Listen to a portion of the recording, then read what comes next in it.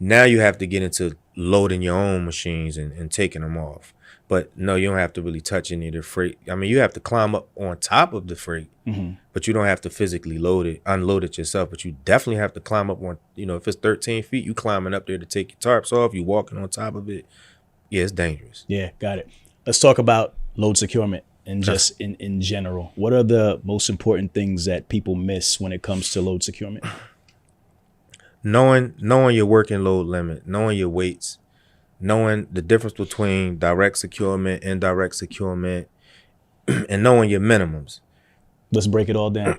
So I don't have my green book right in front of me, so Yeah. I'll just keep it basic because this is one thing you'll learn in trucking. And what's the green book? The green book is basically like a trucker's Bible. It's like it has all the laws, all the codes, and everything that a truck driver is supposed to know. So what I do is I've learned through social media to dumb it down too.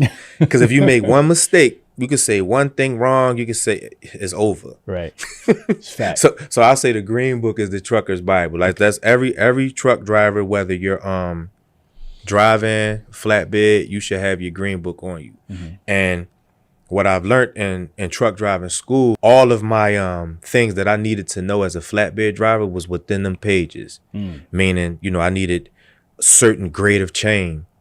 I needed certain tools. You can find all those tools in those 3 pages, and that's just what I went by, because when you look at a load, it's a little bit of figuring out you have to do. You want to secure not only for weight, you want to secure for length. And just these are the type of things that you need to keep in mind, because a lot of times when you get to a place, you may see something that you never saw before. So you just refer to you refer to a book. A lot of guys just secure for weight. They don't secure for length. And this is where your tickets come in. This is where your accidents come in. So when you pull up on the site and you're about to secure your load, you're about to load, like how much planning are you pre-planning as opposed to like when you actually get there and kind of figuring things out? Like tell me like the approach, like, because you already know what you're picking up, right? So how are you thinking about that when you go into a job? Well, that's a good question, because 90% of the times you don't really know what you're picking up. So I would say like your dispatch could say you have coils. So the first thing I would ask is how many. So, but when you get there, they might want to load your coils. And what's a coils for people who may not know? A coil is basically aluminum, some type of metal, and it's wrapped in a circular